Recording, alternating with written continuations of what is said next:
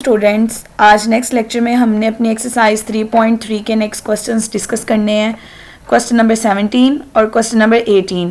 अभी तक हमने जितने भी क्वेश्चन डिस्कस किए हैं चैप्टर 3 के, उसके अंदर हम इंटीग्रेशन देख रहे थे। हमने डिफरेंट वे में देखी, बाय सब्स्टिट्यूशन देखी, हमने इंटीग्रेशन देखा, ट्रिग्नोमेट्रिक फंक्शंस की क्या होती है। आज भी नेक्स्ट हमने जो काम करना है वो इसी बेस पे आपके पास है कि अगर आपके पास क्वोशिएंट की फॉर्म आ जाए और नीचे आपके पास फैक्टर इन्वॉल्व हो रहे हों, देन आप लोग कैसे इंटीग्रेशन करते हो। अब देखिए, जैसे आपके पास क्वेश्चन नंबर 17 में इंटेग्रल निकालना है, एक्स डी एक्स है over x square plus 2x plus 4 है। पहले तो हमारी ये कोशिश होती है कि अगर दो चीज़ों की यूनियन है, नीचे फंक्शन हो ऊपर डेरिवेटिव बन जाए तो हम इजीली उसको सॉल्व कर लेते हैं। लेकिन यहाँ पे अगर देखिए मैं नीचे फंक्शन ऊपर डेरिवेटिव की बात करूँ तो डायरेक्ट डेरिवेटिव जो है ऊपर पॉसिबल नहीं है। नीचे देखिए अगर फंक्शन है इसका डेरिवेटिव लूँ तो 2x प्लस 2 आता है, क्योंकि x का डेरिवेटिव 1 और 4 का 0। यहाँ पे इसका मतलब अगर मैंने इसकी इंटीग्रेशन करनी है, कोई भी इंटीग्रेशन का रूल लगाना है, पहले इंटेग्रल के साथ डेरिवेटिव होना कंपलसरी है। तो डेरिवेटिव को पूरा करने के लिए देखिए मैंने रफली देखा इसका डेरिवेटिव 2x प्लस 2 था, तो मुझे पहले तो x के साथ 2 चाहिए।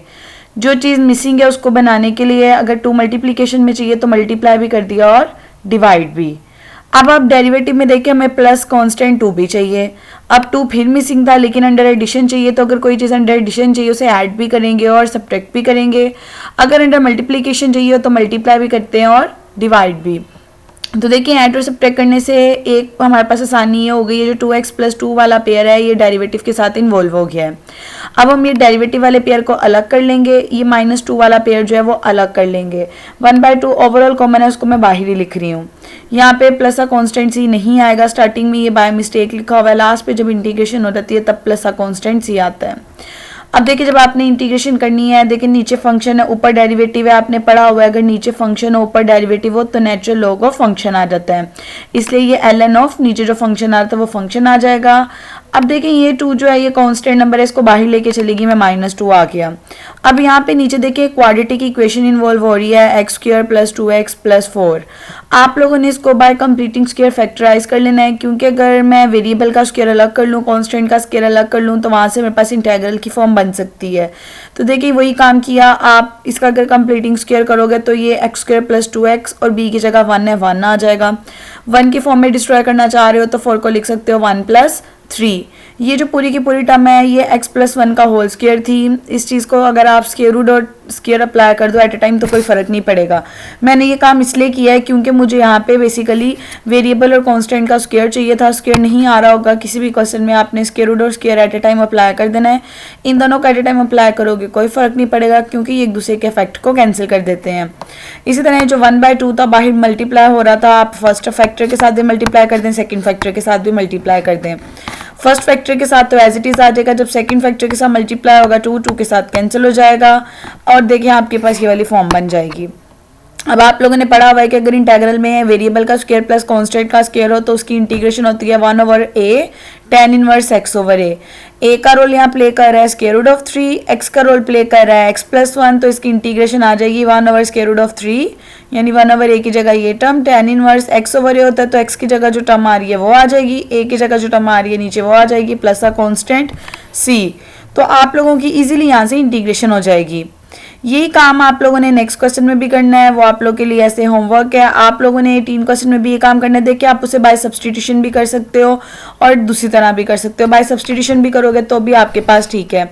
अब देखें इसको हम ऊपर वाला काम नहीं कर सकते, क्योंकि अगर इसका हमने डेरिवेटिव ऊपर इन्वॉल्व करवाना है तो इसका डेरिवेटिव तो पावर नीचे पावर में से कम करके 4x क्यूब प्लस 4x आना चाहिए था, लेकिन ऊपर हम किसी वेरिएबल से मल्टीप्लाई डिवाइड नहीं कर सकते। इसका मतलब ऊपर वाले मेथड से इसकी इंटीग्रेशन पॉसिबल नहीं है, क्योंकि ऊपर फंक्शन का डेरिवेटिव इन्वॉल्व नहीं हो सकता। अगर डेरिवेटिव इन्वॉल्व नहीं हो सकता तो हम नीचे पहले वो कंप्लीटिंग स्क्वायर वाला काम कर लेंगे। आप इसमें भी अगर कंप्लीटिंग स्क्वायर करेंगे, आप देखें यहाँ पे फर्स्ट टर्म के साथ x है, x का स्क्वायर है, 2x का स्क्वायर है, 1 मिसिंग है, यानी b की जगह 1 आ रहा है तो मुझे 1 चाहिए। 1 के लिए मैं 5 को लिख सकती हूँ 1 प्लस 4। ये पहले 3 फैक्टर मिलके एक्स स्क्वायर प्लस 1 का होल स्क्वायर बन जाएगा और 4 को आप लिख सकते हो 2 का स्क्वायर। अब देखें ये जो अंदर वाला फंक्शन है इसका डेरिवेटिव ऊपर इन्वॉल्व होना जरूरी है। एक्स स्क्वायर प्लस 1 का अगर मैं डेरिवेटिव लेती तो ये 2x आना था, मुझे ऊपर 2x चाहिए था लेकिन सिर्फ x आ रहा था। 2 बनाने के लिए मैंने 2 से मल्टीप्लाई और डिवाइड कर दिया। अब देखिए नीचे जो मेरा फंक्शन आ रहा है ऊपर उसका डेरिवेटिव इन्वॉल्व है, मैं इसको सॉल्व कर सकती हूँ। आप लोगों ने ये सिचुएशन पढ़ी हुई है कि एक तो आपने ये पढ़ा था कि अगर आपके पास ये फॉर्म आ रही है आप उसको tan इनवर्स की फॉर्म में लिख सकते हो। आप लोग अब आपकी चॉइस है, यहाँ पे डायरेक्ट भी tan इनवर्स की फॉर्म में कर सकते हो कि अगर आप इस पर डायरेक्ट वो फॉर्मूला लगाओ, क्योंकि डेरिवेटिव ना उसके साथ बेसिकली कैंसिल हो जाना है। अगर नहीं तो आप ये बाय सब्सटीट्यूशन वाला काम भी कर सकते हो। मैं आपके साथ दोनों मेथड डिस्कस कर लेती हूँ। अगर आप बाय सब्सटीट्यूशन वाला काम कर रहे हो तो आपको x is equal to a tan theta होता है, तो ये x की जगह जो वैल्यू आ रही है वो वैल्यू लिखनी पड़ेगी। a की जगह 2 आ रहा है 2 लिखोगे, tan थीटा आ रहा है, डेरिवेटिव लोगे इसका, डेरिवेटिव क्या होगा, पावर नीचे पावर में से कम 2x dx, और यहाँ पे 2 एज इट इज tan का derivative second square theta d theta. अगर बाय सब्सटीट्यूशन कर रहे हो तो ये जितनी भी x की वैल्यूज हैं उसकी जगह आपको उसकी वैल्यू लगानी पड़ेगी। जो चीज़ कॉमन आ रही है, जैसे 2 का स्क्वायर 4 है, 2 का स्क्वायर 4 है, जो चीज़ कॉमन आ रही है कॉमन निकाल लोगे। 1 plus tan square second square होता है, सेकंड स्क्वायर से कैंसिल हो जाएगा। 1 जो है उसकी इंटीग्रेशन थीटा के रिस्पेक्ट से थीटा आ जाएगी, और थीटा की वैल्यू आप लोग देख सकते हो यहाँ से आपके पास x square plus 1/2 tan inverse होती है। एक प्रोसीजर है ये बाय सब्सटीट्यूशन आप लोगों ने अगर करना है। अगर बाय सब्सटीट्यूशन नहीं करना चाहते तो इसका अल्टरनेटिव एक वे है और वो बहुत ईजी है, वो भी कि जैसे देखिए ये वाली फॉर्म है 1/2 integral 2x dx over this. आपने ऊपर फॉर्मूला पढ़ा, ये tan इनवर्स का फॉर्मूला होता है 1 over constant tan inverse x over a रहता है। तो आप डायरेक्ट भी कर सकते हो कि बाहर 1/2 एज इट इज। जब इस टर्म का करना था तो 1/2 वो 2 2 जार 4 हो गया।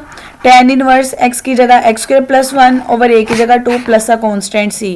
यानी कि डायरेक्टली स्टेप के बाद ये स्टेप भी कर सकते हो जैसे हमने ऊपर वाले क्वेश्चन में किया, अदरवाइज बाय सब्सटीट्यूशन करके भी आप लोग कर सकते हैं।